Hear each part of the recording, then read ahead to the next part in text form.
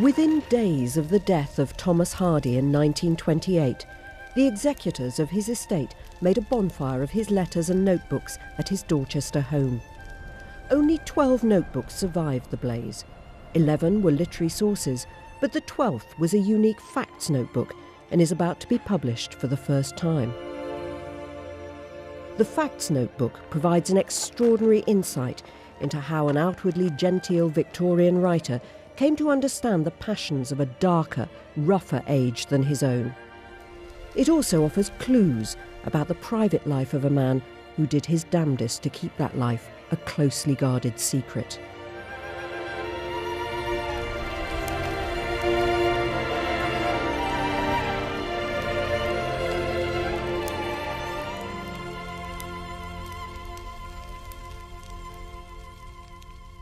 Previously neglected or ignored, the Facts Notebook and its sources have been recently unearthed by Hardy scholar Dr. Bill Greenslade, and he's the editor of its very first published edition.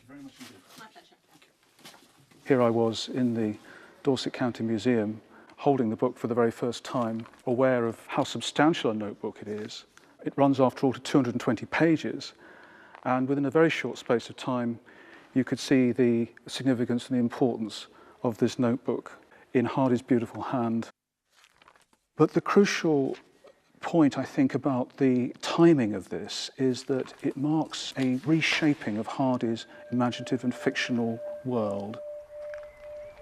I think it was very significant in relation to the move to Dorchester that he made with Emma in the summer of 1883.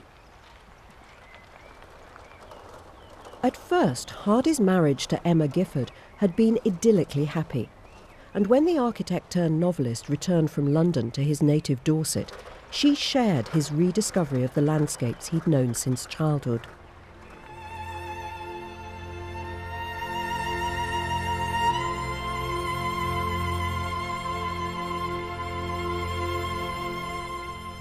Hardy respected Emma's judgment then, and she had an important role in the writing of the Facts Notebook.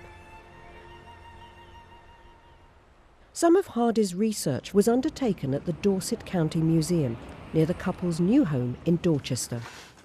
Within 6 months of beginning the notebook, he goes to the Dorset County Chronicle, the files for 1826, and works through 27, 28, 29, over a very intensive period of about 3.5 months. And in that time, he records a culture wholly different from that of the mid-Victorian age in which he grew up and in which he'd made his name as a novelist. He began copying notes from the local newspaper into the notebook. It was an enterprise deeply associated with his recovery of what he knew to be a rural past. This was a way of confirming a world that he'd heard about and knew about from his family and his family's friends. Hardy had been born and brought up in a cottage in Upper Bockhampton. Thomas Hardy Sr. had taught him the fiddle, and now that he was back in nearby Dorchester, he visited his parents regularly, relishing their stories of a childhood and youth in a more turbulent Dorset past. Hardy wanted corroboration of a world that, in a sense, he already knew and had known for years. I thought he looked very kind, he was smiling, he was relaxed, a great big forehead I thought he had, and very, very kind eyes. 97-year-old Norrie Woodall is one of the few people still alive who met Hardy. When she was young, she acted for him in an adaptation of one of his own novels. He actually called me to him at the end, and he said, "I haven't given Liza Lou much to say, have I?" And he asked for my script, in which was written, "Oh, Tess, Tess, that's all I have to say." And he took up a pen and he wrote, "I'm so glad you've come home." And then he looked at me and said, "That's better, isn't it?" Oh, he was lovely, he really was. I think he painted the people as he saw them, as they were then. The novels of the young Hardy sometimes evoke a picture of romantic rural harmony. But his facts notebook research helped to move him in a different direction. Fred Reed, a historian specialising in the 19th century, believes Hardy had a particular reason for concentrating on the early part of that century. By this time, he's very familiar with the Dorset County Chronicle of the 1850s and 60s. After all, he must have grown up reading that. But he's not going to be familiar at all with the Dorset County Chronicle of the 1820s and 1830s, and he wants to know about the revolutionary period in England. In the 1880s, he's looking back to this revolutionary period in England and finding out how it was then and comparing it with the revolutionary tendencies in his own time. It represented, I think, a turning point in Hardy's literary career. It gave access to a world upon which Hardy drew material which was remote, really, from that of the society in which he was growing up and in which he had made his name. A primitive, rough society, a relatively lawless one, a society before the advent of the magistrates' court, the police force. This unregulated, primitive culture, a culture ruled by custom rather than by law, occupies a formidable place in this notebook. And of course, it was the striking episodes of the wife sales that form the basis of an episode in The Mayor of Casterbridge, which was, as it were, the tip of an iceberg. Sale of wife at Stamford. The news items about husbands who sell their wives, which Hardy had uncovered in his research, are finally transformed into the dramatic opening chapter of his novel, The Mayor of Casterbridge. Hardy wrote it in 1886, some 60 years after the newspaper stories on which it's based.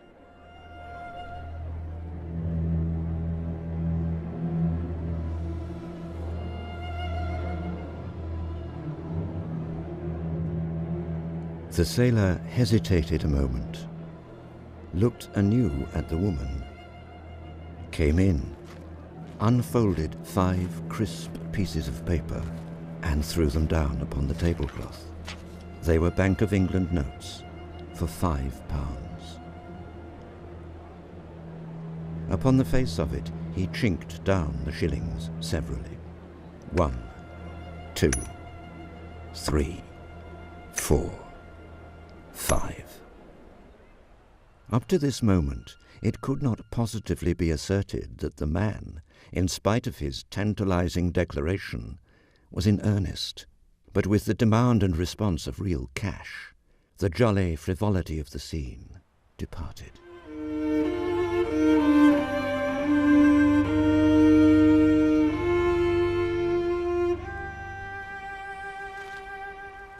A lurid colour seemed to fill the place and change the aspect of all therein.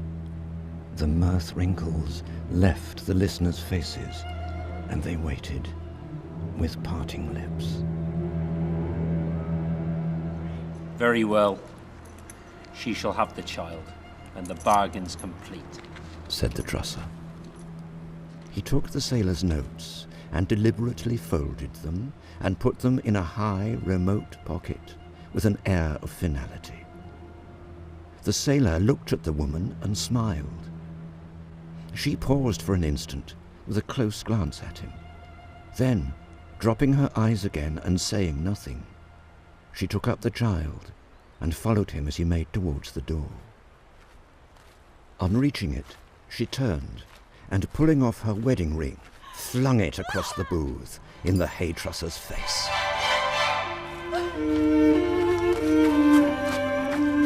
It's a world where men and women make up their own rules of justice, a world dominated by economic privation and social exclusion and the privations of an immensely harsh post-Napoleonic War class system. Dorset was amongst the poorest counties, and there's something of this world that Hardy is able to capture in the notebook. Although Hardy's grandparents had known desperate poverty, his success as a novelist was now enabling him to climb the social ladder. On the outskirts of Dorchester, he built his own home, Max Gate. It seems that he was allowed to borrow bound volumes of the Dorset County Chronicle in order that he could take notes from them at his home. Initially, Emma had helped him in his note-taking, but he increasingly preferred to work on his own. There's an example here of an item which Emma enters over 5 or 6 pages involving a lawsuit of a relative of the Duke of Wellington, which Emma copies, and then Hardy takes over, and you can see a clear distinction here between the two hands. After 6 or 7 pages, it may well have been, that Emma decided she may well have had enough, and Hardy rescued her and continued the item to the end. Hardy's Facts Notebook concentrates on newspaper stories from 1826 to 1830, a harsh time in Dorset history when the county suffered a severe economic downturn and was seething with discontent. Spirit of discontent. Incendiarism at its climax. Execution of the Ken incendiaries. The Dorset discontent was savagely suppressed, and at Ken, the 3 men who had set fire to hayricks were publicly hanged. There's a good deal here about crime, but he is particularly struck by incidents which note a degree of social injustice.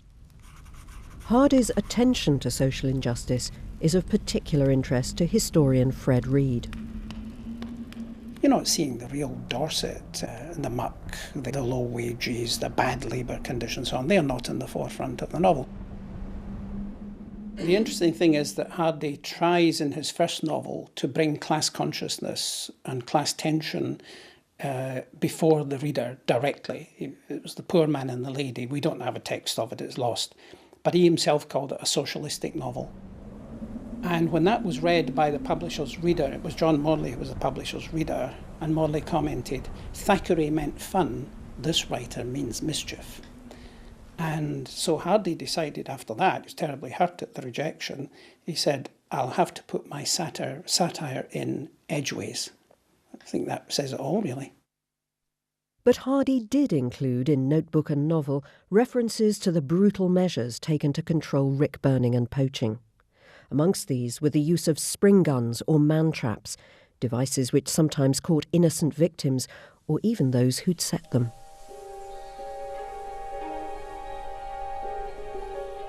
They became the basis of a key moment in his novel The Woodlanders. Agricultural labourer Tim Tangs bears a grudge against a philandering local doctor and plans a savage revenge.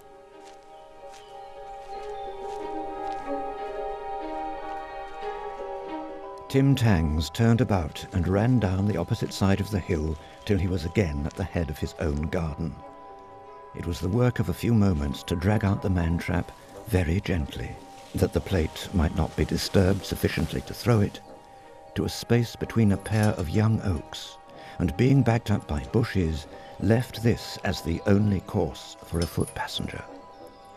In it he laid the trap with the same gentleness of handling, locked the chain around one of the trees, and finally slid back the guard which was placed to keep the gin from accidentally catching the arms of him who sat it. Having completed these arrangements, Tim sprang through the adjoining hedge of his father's garden, ran down the path, and softly entered the house.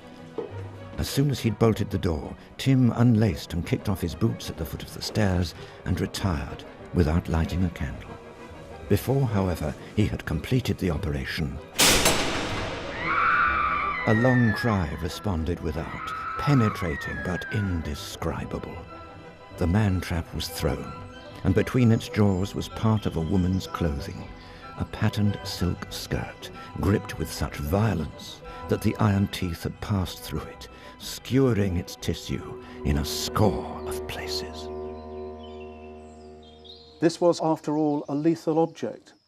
Such man-traps, though, were used probably down to the 1830s and 1840s.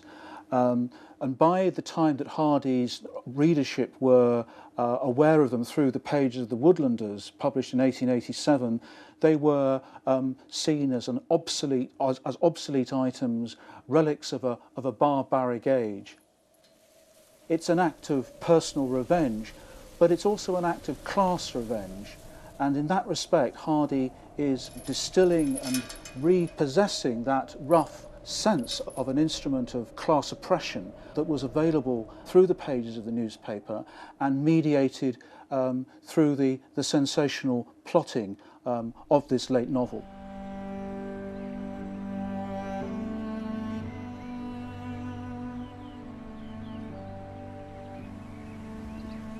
In 1887, Hardy began the first draft of what was to become one of the best-loved novels in the English language. Though set in magnificent Wessex landscapes, Tess of the D'Urbervilles made no concession to romantic ideas about the pastoral life. Tess lived in the harsh world, which Hardy continued to research meticulously. I think one of the striking things for readers and scholars of Hardy is the extent to which he transforms a bald newspaper item in the public domain into an element of imaginative creation. And an example would be the way that he incorporates one of several coach accidents that he copies into the notebook. From 1830, there's an example here, an item headed "Dark Night, shaft of wagon enters breast of ridden horse."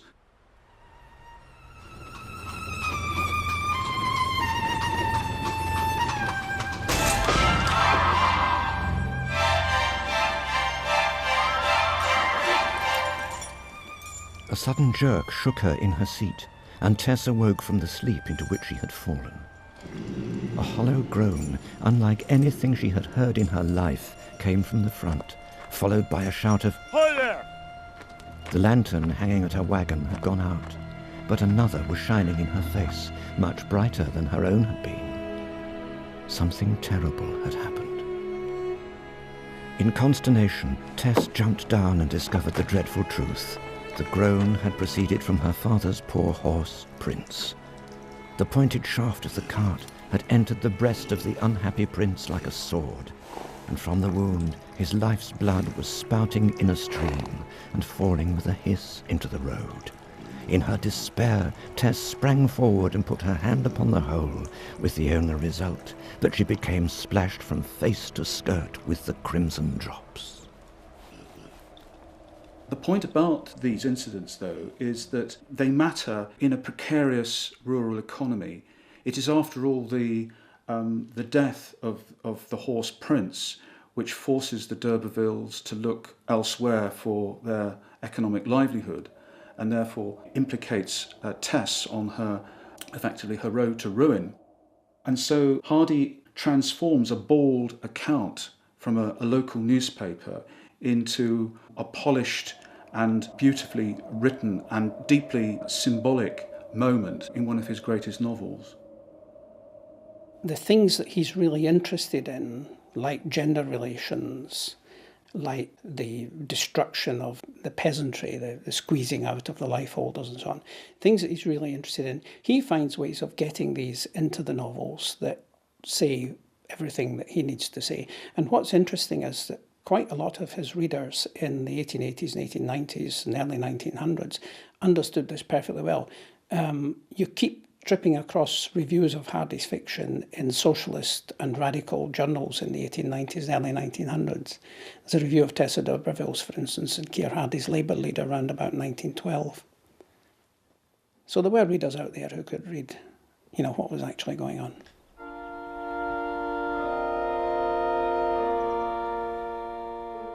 But by now, Emma was growing increasingly unhappy about the direction which her husband's novels were taking. A committed Anglican, she was becoming more devout as Hardy's scepticism grew.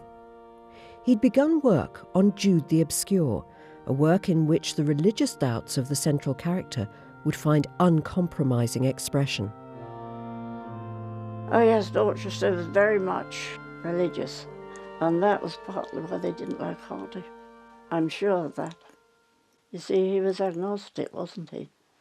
Well, I mean, so am I, but... But, I mean, he upset the church people a lot. Oh, yes. That would be partly the trouble. Because Dorchester then, of a Sunday, you would hear the church bells ring out up till 11, and then there was dead silence. Nobody walked in the streets, there was no traffic. You could even hear the birds sing.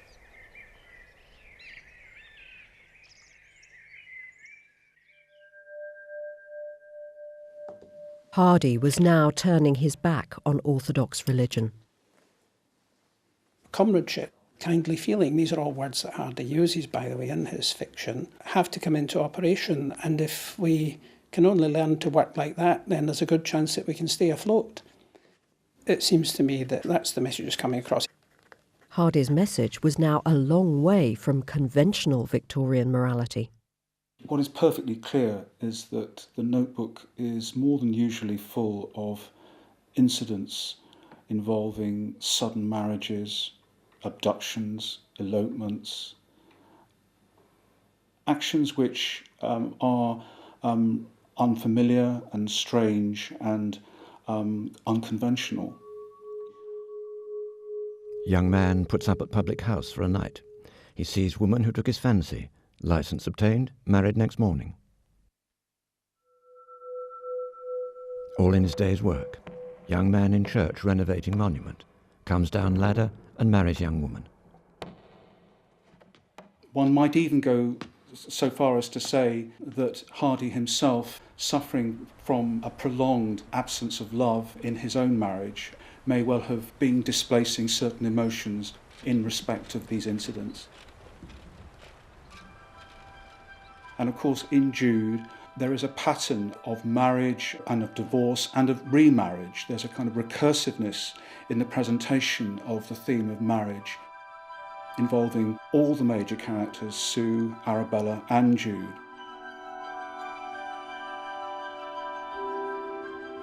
Arabella ascended the stairs, softly opened the door of the first bedroom, and peeped in. Finding that her shorn Samson was asleep, she entered to the bedside and stood regarding him. The fevered flush on his face from the debauch of the previous evening lessened the fragility of his ordinary appearance.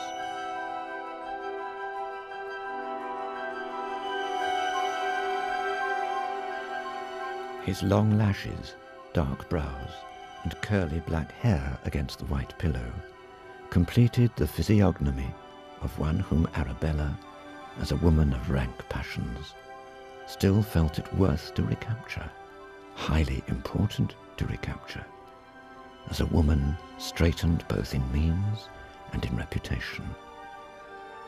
Her ardent gaze seemed to affect him. His quick breathing became suspended, and he opened his eyes.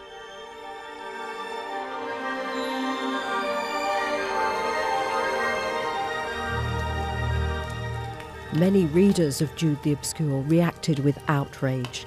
The Bishop of Wakefield announced he'd thrown such garbage onto his fire. I wouldn't look to Hardy to say this is what gender relations were like in, say, the middle classes or the nobility in the 19th century, but he's certainly picking up on accounts from newspapers, from stories that people tell him and so on, of how gender relations can be cramped and crooked and distorted by social convention and misfortune and so forth. All the way through, he's undermining ideas of social privilege, either in class terms or gender terms, and he's saying, you know, these privileges and these sufferings arise because we carry all this false baggage around with us in our heads. Retreating to his Maxgate fortress, Hardy withstood the critical onslaught on Jude with as much stoicism as he could muster. But it took its toll on his marriage. It's fairly clear that by the early 1890s, Thomas Hardy's relationship with Emma was in some difficulty. And this can be shown very graphically here at Max Gate, when Emma decided, after the publication of Jude the Obscure, to have built here her own attic room, partly also in response to Emma's disappointment at the novel's outspokenness, that she decided that from now on she wanted to live a more separate life. And at the same time, Thomas decided to have his own dedicated study space here at Max Gate. It was a graphic illustration of the marital parting of the ways.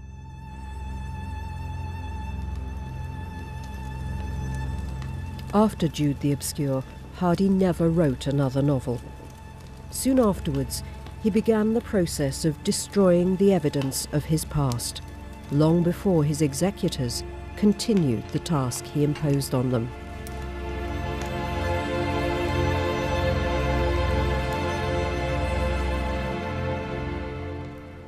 This was not the end for Hardy, for within a few years he turned his pain into poetry of astonishing creative force, poetry that still resonates in our own day. They hail me as one living, but don't they know that I have died of late years, untuned although?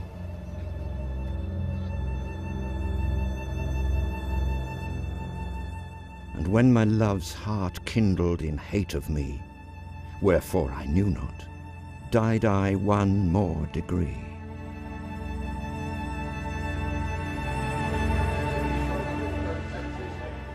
And if when I died fully I cannot say, and changed into the corpse thing I am today,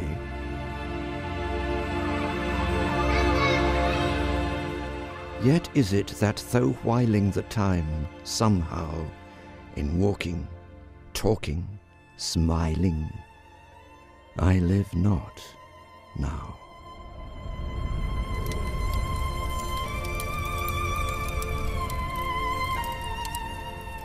Had it not been for disagreements between Hardy's executors, the Facts Notebook would have been ashes, and crucial hints about his literary and personal journey would have been lost.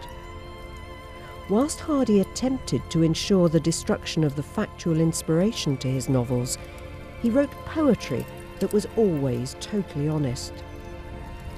In The Dead Man Walking, he'd intended to convey his feeling of desolation and defeat.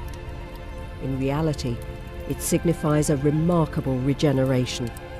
The major novelist would also be remembered as a major poet.